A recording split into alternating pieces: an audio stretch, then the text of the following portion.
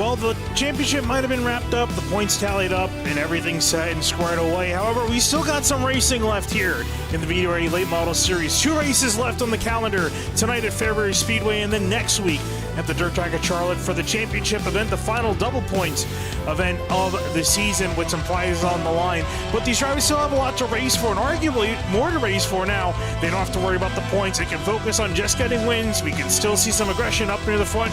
Travis Beckner, Jaden Freiberger back in it, back at it, and we'll see if there's any more aggression here, especially to get a couple more wins before the season's said and done.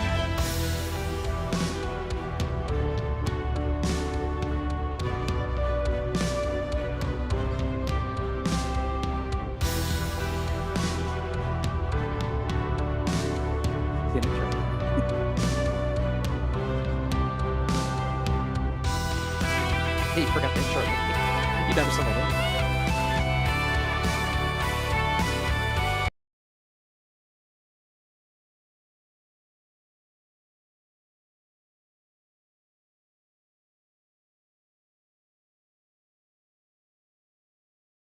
This should be a pretty fun one.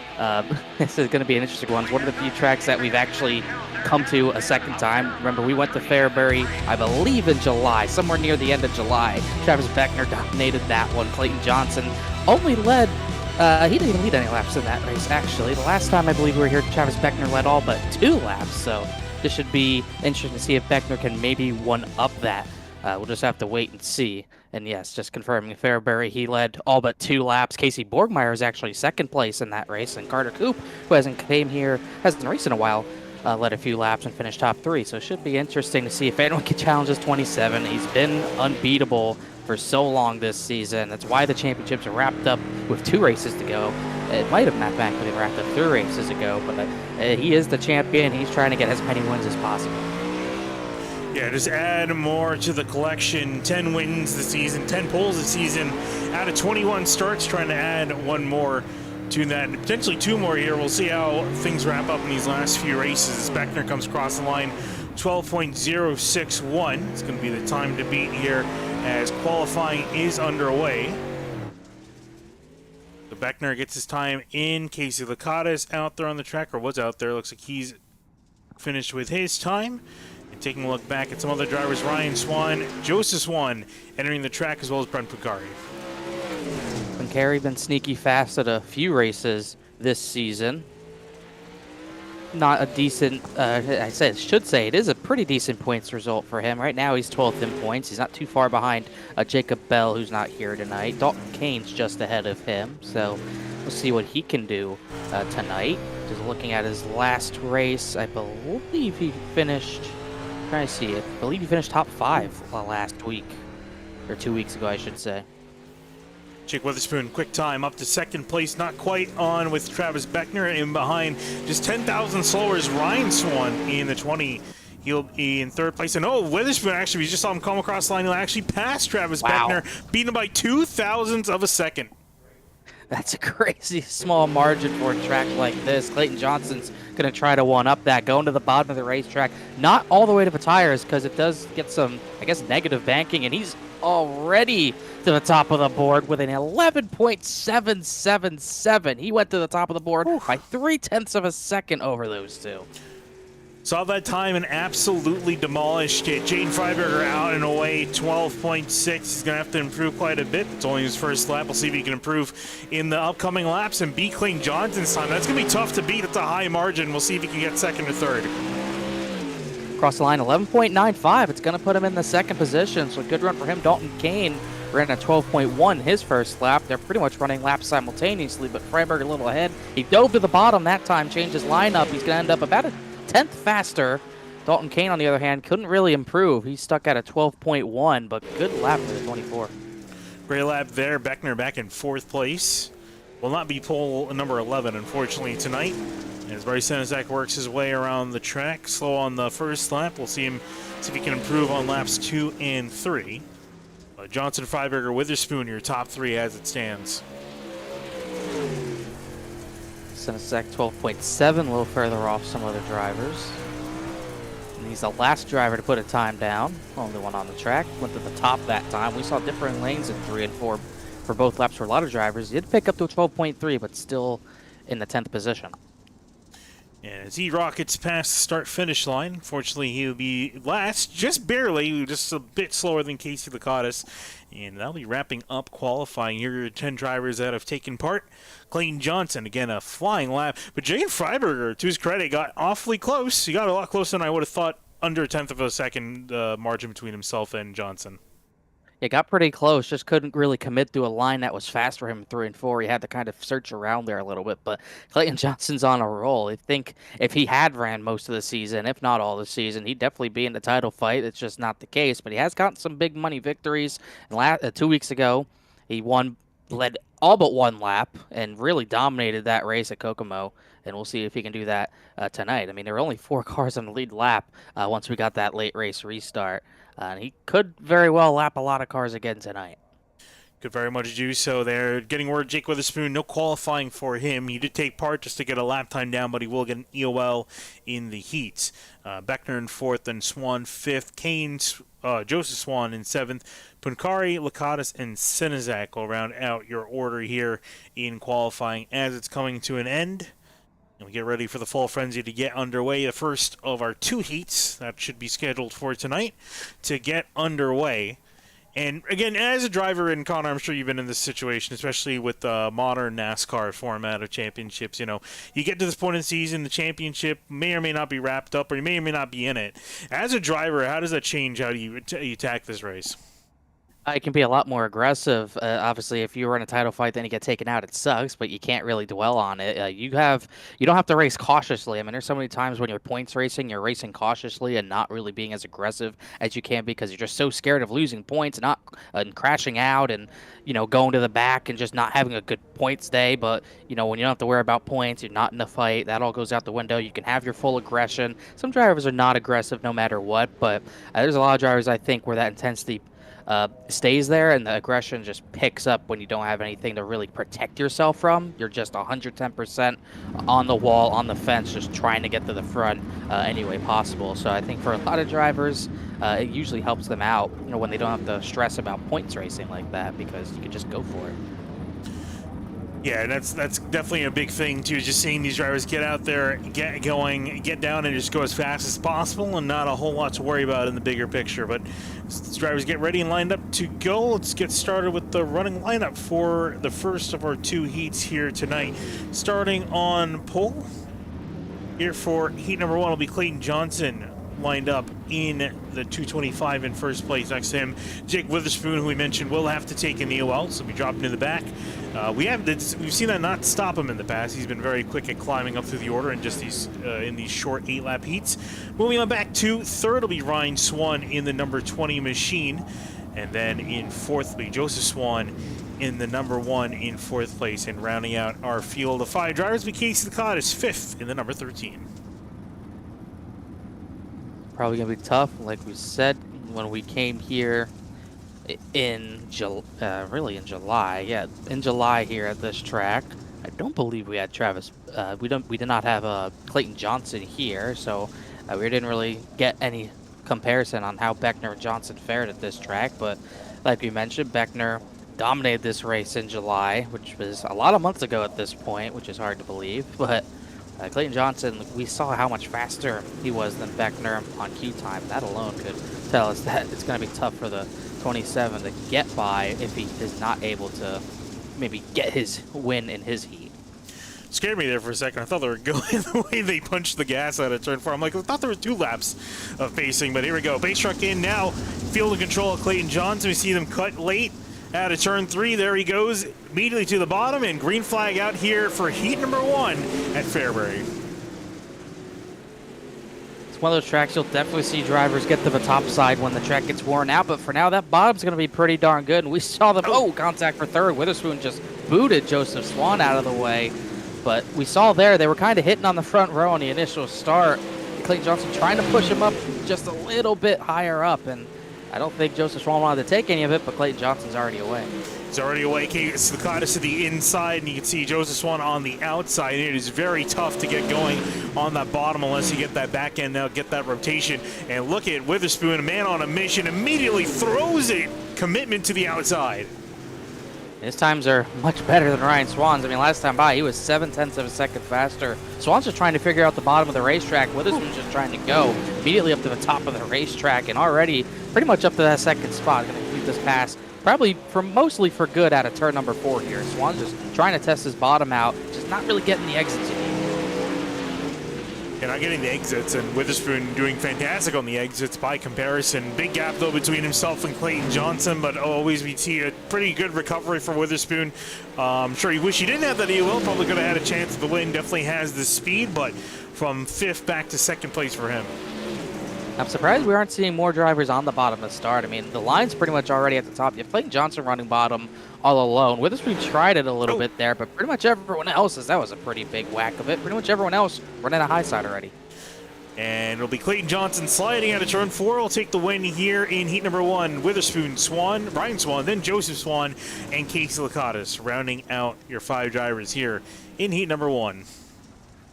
Pretty straightforward heat. You really had the top line come in more than the bottom. Just didn't seem like really anyone could keep the bottom line rotated, and you couldn't really keep the momentum up down there. Well, that top side was just rolling for the 0-4 Witherspoon. We'll see. In this heat, we might see something different with maybe a challenge on the front row of this heat with Freiberger and Beckner and Dalton Kane. I mean, it's a pretty good heat for action. Definitely can be. We've seen Dalton Kane definitely not afraid to get into the mix. I think between Dalton Kane and Clayton Johnson, we see usually when they're in the mix, up battling for the front, they are definitely not shy to use the fenders of these cars, as sensitive as they may be.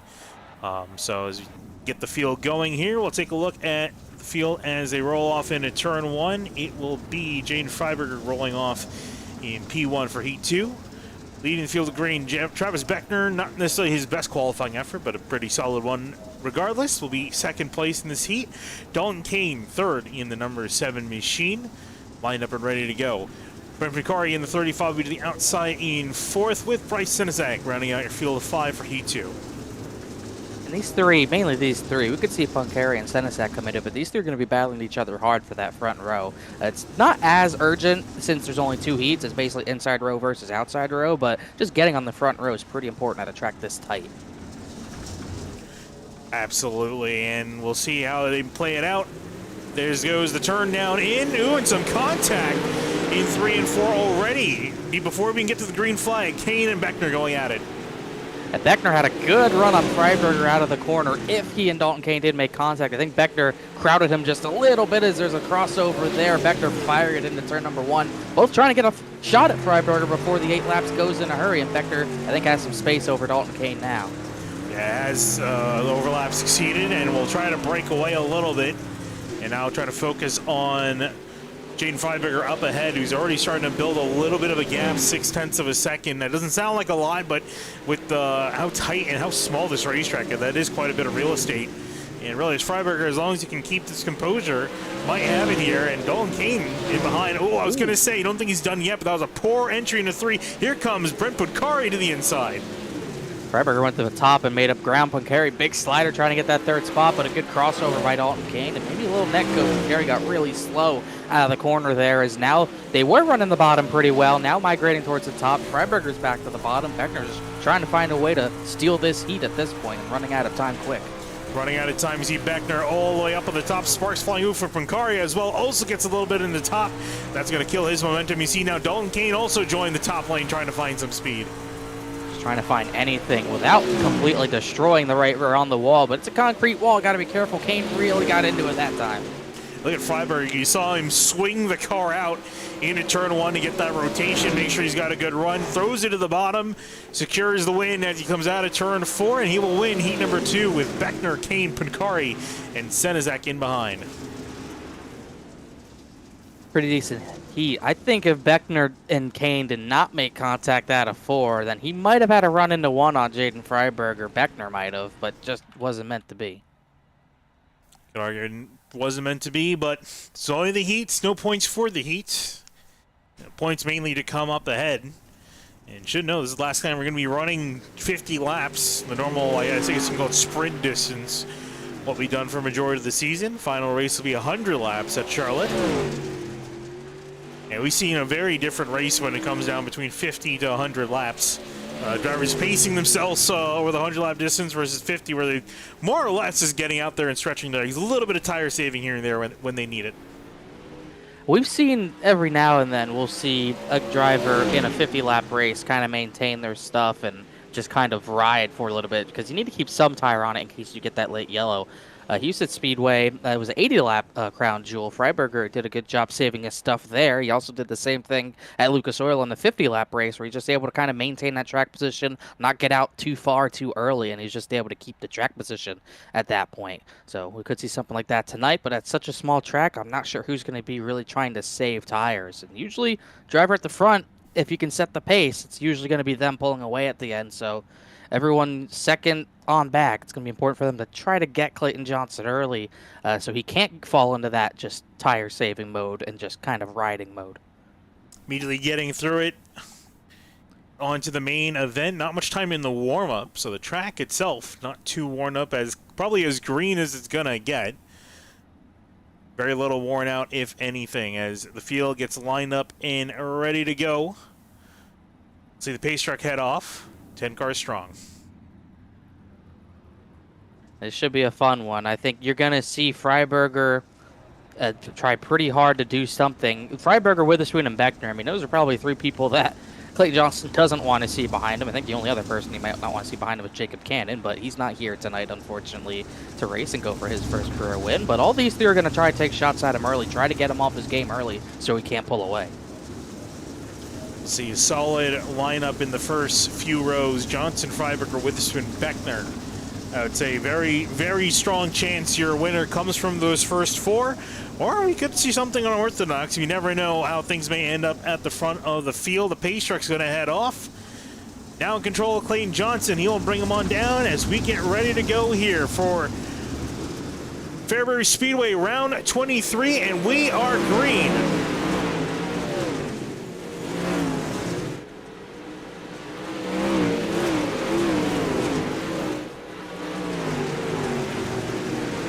Whoa, Dalton Kane contact. flying. Uh-oh.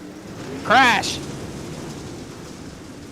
Caught Kane the and end of that. Witherspoon. And the caution will fly, and two major competitors already involved. And if that contact from the wall is anything to go by, as a wheel goes barreling down the back straightaway, that was a decent hit. That might take him out of contention. Yeah, Kane hit the wall, then Witherspoon hit him. But I think even if Dalton Kane didn't hit the wall, Witherspoon's gonna slam him here. It kind of starts when you get a little bunched up three wide. You have Kane all the way on the outside. Here comes Witherspoon with the Kane with the slide job. Witherspoon on board with, and I think even if Kane doesn't hit the wall there, Witherspoon's gonna squeeze him. There wasn't enough room for that move to really work because he had to worry about Ryan Swan on the bottom. Yeah. I think that was another issue with it because he had to deal with the 20. Travis Beckner got a fantastic view of this playing out. There's the initial contact on the wall, pinged off Ryan Swan, Witherspoon, and off he goes on the wall. And great avoidance by Beckner. Somehow avoided all three of them, as Ryan Swan was the driver missing the wheel. Yeah, he unfortunately actually he hit the wall after because that contact immediately broke his right front. So that's already Witherspoon and Swan pretty much out of contention. And unfortunately, we'll see now how that lanes up as we get ready to go back to green here at Fairbury. Immediately, Beckner throwing to the inside, Johnson the outside, Freiberger somewhere in the middle. That was a late start. I think Beckner tried to time it, and Clayton Johnson just waited. So Beckner had to try getting him at some point. He's going to get second from Jaden Freiberger, but really odd restart. Freiberger back in third place, looks the inside. You see where you're talking, I think you talked about it earlier, some negative camber where there's just a giant hill where you kind of get bounced off of and back onto the track. So you got to watch out. Whoa, as he fights. Wow. Very close to Travis Beckner off of turn two. About as close as you can get without jacking a driver up as Jake Witherspoon's rejoined the race with no front end as the battle for second rages on. Witherspoon wants it back, but it's the longer you try this on the bottom, the tougher it gets, the more grip you lose down there, and the more dominant that top line gets. He's so close to clearing him. Yeah. He's not committing to the slide job. He just can't quite get the run. He's going to fight right here. I was going to say, it's working for him little by little. He's able to get the momentum. Not that good out of turn. Actually, I was going to say that was actually a decent run out of turn 4 as well. So the bottom working for now. And you got to argue at some point, you know, as the more he uses it, it's not going to potentially play out as he will secure the spot ahead of Beckner, but both of them get a poor exit out of turn 4. It's such a different skill from on the top side. I mean, on the top side, it's just planting the right rear against the wall best you can without knocking the tire off of it. On the bottom, you have to be so disciplined on the throttle with the steering wheel, just everything. It's a completely different skill as Witherspoon getting lapped by Clayton Johnson.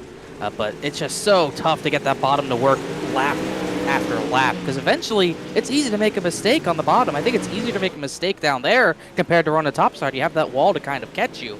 On the bottom, you have to be consistent every lap to make it work.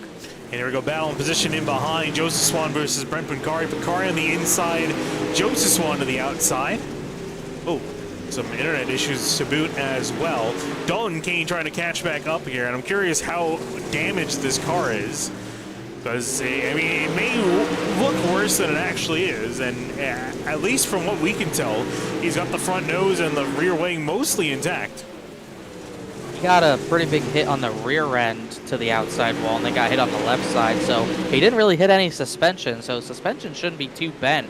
Just a matter of can he get through this field and get a decent finish out of it right now. It's definitely taken him a little while to get up through these guys. Ooh, right on the back. And big set on the inside. Whoa, Beckner and Witherspoon. Was that contact that I saw?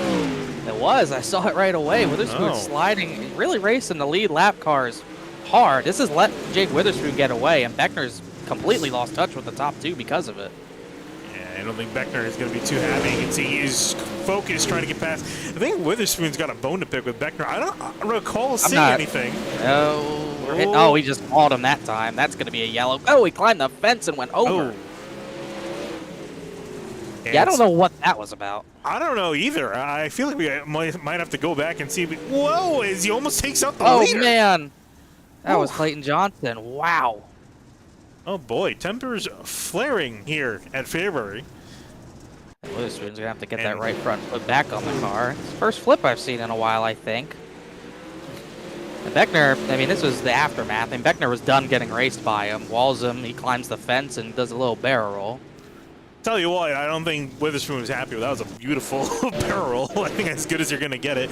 Try to see if I can find here in the initial going and find out what happened that got him seemingly so upset.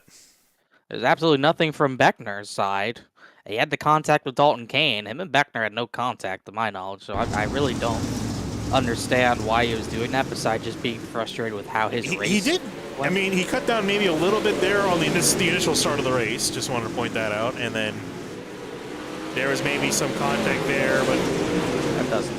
Punishment doesn't fit the crime, in my opinion. And there's the crash. And then there's the crash here that Beckner had nothing to do with, skated on by. So I don't know. I don't know. Brings back out though. Clayton Johnson gonna keep the lead. He escaped from Jake Witherspoon, but look at the run Freiberger's got on the bottom. Immediately gets a great restart, taking advantage of that 24. He's got some speed on the bottom, trying to see if he can close the door. Can't quite get there, but they are still side by side. Johnson's going to have to try his hardest and not relinquish this spot to Freiberger, but he is ripping the bottom right now pretty well. Dalton Kane had contact with Senesac, but they kept it straight, and Freiberger's so close to getting this move done. There he goes. And now Clayton Johnson switches up. Now he's got it done. Now Freiberger decides to get to the top side, and here comes the slide job. And you got to quickly adjust. You have to quickly change how you adapt these lines. Freiberger, a great run out of the corner. He might be able to secure it, but Clayton Johnson's doing well himself on the bottom. I'm really surprised the top side hasn't just looked strong at all. It really didn't look that bad in the heats, but right now the bottom's the way to go. And Clayton Johnson might have gotten to it at the right time, but he couldn't quite shut the door there. Yeah, maybe it's probably because so many people are using that top lane. It's wearing out more. Not a lot of people on the bottom, and you see the switch up again. Both of them on the bottom. Yeah, doing a good job. Now he's going to have to commit back to the top because Freiberger got the line. Now he's thinking maybe the bottom's starting to wear out, but there's almost contact between the two. That's going to hurt Clayton Johnson's run into the corner and give Freiberger the lead right back. And while they're doing this, they're still pulling away from Beckner. Yeah, you can see that loose gravel right there in the middle of the racetrack. No one's really gone from the middle because it is kind of no man's land. But with both the top and the bottom line getting worn out, that's effectively the last decent remaining piece of racetrack left. And they're using it to perfection right now as Freiberger. Now he's not stuck on the top, but he's using it to try to defend Clayton Johnson. And more of that loose gravel's going away, so that exit, to get that grip on exit, it's going to become harder and harder. I think Clayton Johnson realized that, switched back up to the top side. And now here, I think you could argue Clayton Johnson, when it comes to I guess for lack of a better term, planting the right rear on the wall. I think he's better at it than Freiberger, and Freiberger hit the wall hard, immediately protected the inside line. Great job of defending from the 24 machine, and I just love that this is exactly what you want to see these guys do. Get out there, change lanes, change tactics on the fly, trying to figure out how they can get past their competitor. And it looks like for now, Freiberger has won that battle, but I definitely do not count out Clayton Johnson. And Travis Beckner, it seemed like he had a poor restart, and I'm not sure if he picked up any lasting damage from that contact with Witherspoon, but he's out there in third, ready to pick up the pieces should something happen. A few laps ago, Freiberger had a great 3 and 4, really got away from Clayton Johnson. They pretty much ran identical laps that time by as well. Dalton Kane's gotten back up to 4th, by the way, so those 4 are back up at the front. But bottom line's still strong, just a matter of if it wears out. Jane Freiberger's got to recognize that before Clayton Johnson has a shot at him, but still looking good for now. Good. Both of them flying information all the way at the top of the racetrack. And it looks like for now they want to be on the top line, but you're not going to win by copying what your competitor is doing. You might have to change it up, especially if you want to make that pass. But I wonder for Clayton Johnson if he's just going to try to focus for the next 10 laps, just try to chase down, catch up to that 24, and then get close enough to make a move. I see a change up again, Freiberger to the bottom, and Johnson still up top. Everyone's pretty much spread out at this point, and really the closest battle is this battle for the lead between these top two. And Clayton Johnson, he's given everything he's got around the top side. He's just a little bit too wide right now of a radius, really, that he can't really close in unless Freiberger doesn't run the bottom correctly, which he really isn't making many mistakes. Lap traffic, if they catch it, could come into play. Not too far away from Joseph Swan and Case Lakatos, but it will be, I would think, at least 10 more laps until they get him. Definitely could be a factor, and if they make any mistake up there, these guys could end up in their wake. As the laps are winding down, under 15 laps to go here at Fairbury, and Clayton Johnson, I don't know if it's me, it looks like he's going a little faster. He was ripping that line in 1 and 2. He was a little bit faster last lap by a couple hundredths, and this time around almost a 10 faster. He's found something, but he's got to be careful. He saw some contact there. Don't want to lose that wing, otherwise it's over. He was over a 10th faster. I think when it comes to running the bottom, I think Freiberger's got him beat, but when it comes to the top side, like I mentioned, I think Clayton Johnson's better at it, and Freiberger's just trying to mix up the lines best he can, keep Clayton Johnson guessing on where he's going to go and guessing on which line he needs to run. At this point, it's driver versus driver, no third party. Beckner's not going to really catch them unless they make contact, and Clayton Johnson is right there. And here's this battle up the road from these guys as they start to switch back on each other. They're the leaders catching up to them, so they definitely could be a factor as they're battling, which is the worst case scenario as the leaders, because you're in a battle yourself. Last thing you want to do is catch lap cars that are battling, because they're not necessarily going to be willing to let you by, and you got to work around them. I think that bottom line's running out. Here we go. Johnson's going to go for the slide job right here, try to make it work. Lakatos about spun in front of him. Here comes the crossover, perfectly executed by Jaden Freiberger. Now he's got to get up in front of him and hope he doesn't get slid back, and Johnson's pretty far back to do it, and he can't do it. Another great defense right there as they're running out of time, and he's in the wall a little bit. Running out of time, arguably running out of racetrack as the line gets used up more and more. You can see them hitting off the wall, and someone's got to probably go for a send, I imagine, unless he's waiting for one last attempt. But he's essentially there, and there he goes. That is from pretty far deep. Jaden Freiberger saw it coming. Perfect crossover. He won't really even need to slide him back. And you gotta be careful. He's really anticipating. Oh, he got a great run out of turn 2 into turn 3 here, all over him, and tries to cut down a little bit to avoid how bad the exit of turn 4 is to get some more speed. 5 laps to go. I think right here he's got to try it again, and he will, but he's got to do it so Freiberger can't back it up and just cross him back, but he does. Freiberger is so good at that switchback. Now he's going to surprise him with a double slide job. What does it mean? Is it the same as a double rainbow? I don't know, but he got the wall a little bit too much there, and Freiberger got a pretty darn good gap after that. Oh, he's hitting it more and more here. He's got to really get himself in order here. Cross the line, 3 laps to go. he hit it hard that time. Beckner's kind of secretly caught these guys, but I think it's going to be too little too late as Clayton Johnson's starting to lose that edge that he had. As 2 to go this time by. 2 to go here, working on the lap car. Joseph Swan to the inside. He'll stay out of the way for now, it seems. Might compromise any attempt here in 3 and 4, but here they come at a turn 4. White flag in the air. 1 more lap to go. Johnson cuts off Joseph Swan. The lap car makes a dive on Freiberger. Freiberger comes back, gasses the throttle out of turn 2. Another switch back to the inside. Freiberger taking more conservative, and Johnson stuck on the bottom. Freiberger will take the win at a turn 4. A great battle for the win, man. And he will take it home. How about that? What a finish. That was one of the better battles of the season. Clean racing as well. They didn't really hit each other at all. That was awesome stuff and great defense by Jaden Freiberger the last 15 laps. I think Clayton Johnson was a little faster, but Freiberger was able to perfectly counter those slide jobs. And the fireworks flying in the air as we saw fireworks at the beginning of the race and fireworks in a good way at the end of the race. A great battle there between Freiberger and Johnson. Freiberger ultimately coming victorious here at Fairbury. What a fantastic battle there. You really can't ask for more in this kind of racing there. Freiberger over Johnson in second. Travis Beckner unfortunately had to settle for 3rd place, but I'm sure he got a great view. He had the best view in the house for that entire battle. Dalton Kane, a decent recovery. Probably would have hoped for more in 4th and number 7, but Bryce Senezek ran out of top 5.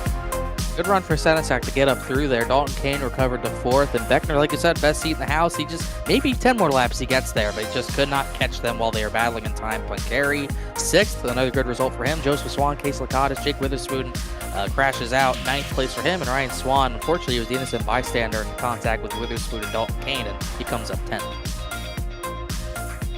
And with that, that'll wrap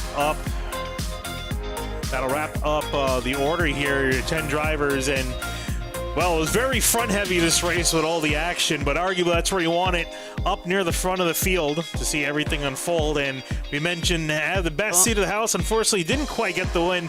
Travis Beckner, tell us how your race went. And also, we got to ask, I don't even know if you necessarily know the answer, but what happened with you and Witherspoon? Because it almost seemed like he had it out for you. I mean, I don't know. The guy was being an idiot and let the top 2 go, but then he decided he wants to race me. So I'm not gonna lie, I handled business, and he ended up flipping because of it. And I'm not gonna have it. Yeah, I already won the championship and everything, but guy wants to be an idiot. Play stupid. I can't even think of the saying right now. But man, that race was awesome up there in the front. That's what you're joking about. You had a fantastic view of it. Unfortunately, you weren't quite able to get there. Were you know, was there anything you felt like you could have done different, or you feel like your car was too damaged by that point? By that point, it was too damaged. Had front end damage, had spoiler damage. I mean, yeah, I think I had better tires than they did, but just too much damage, plain and simple. Wasn't able to get up to them. They started racing. Time started ticking down, but I ran out of laps too quick. So, and I finally just remembered the saying, play stupid games, get stupid rewards. There you go. I mean, hey, unfortunately, it wasn't a win, but a 3rd place, and at the end of the day, you are still a champion for the season. So, Travis, congratulations on 3rd place. Thank you. Yep, before I go, I'd like to thank my sponsors, Hendry County Motorsports Park, Wilson Race Cars, Cosmet at Splash and Go Graphics for making this beautiful paint scheme. I can't think. Central Mobile Home Sheds and Trailers, and well, wasn't able to thank anybody last week when I locked the championship because obviously I got 4th. This time I wasn't half asleep for the race. I didn't doze off.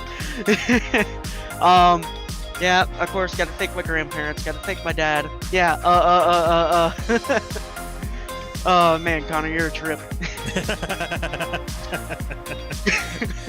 All right, Travis, thanks for talking to us as always. Yeah, and also got to thank y'all as well.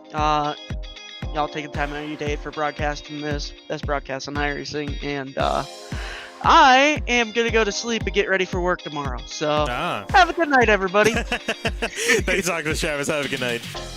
Have a good night. All right, with that, we'll move on to our 2nd place finisher, Clayton Johnson. Clayton, we're talking about it here in the booth. I know you were on the losing end of it, but that was a fantastic battle between yourself and Jaden. What was going through your mind during the entire 20-30 lap brawl you had with him?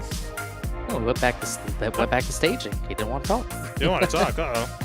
He wanted to talk to his friends down there. There you go. Clayton, you got a copy?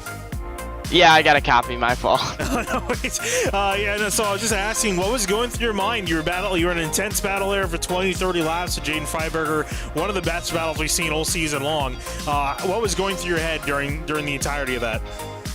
Yeah, for sure. At the beginning there, we got a decent stretch, and I hit the wall a little too hard, and I messed my spoiler up a little bit, and people don't realize how bad that actually messes you up. I mean, it kills all your speed. And he was pretty fast out there. I was just doing everything I could to try to get by him. Yeah, we saw you were taking the top lane, bottom lane, and almost every lane in between. Was there any particular lane you felt was a little bit better? I think we saw you in particular really like that outside lane. Yeah, I was running that outside lane for a long time, and in that second heat, I saw them running the top.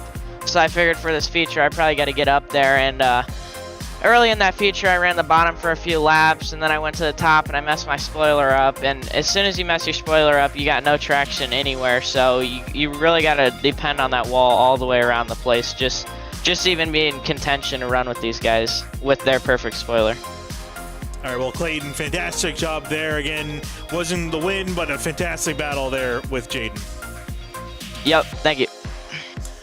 All right, and with that, last but certainly not least, we're talking to our race winner. There we go, Jaden Freiberger in the number 24. Jaden, I'm sure you're probably tired. I'm sure you're probably exhausted because that battle was absolutely intense. And I think out of all the victories you've seen, this is probably the most earned one.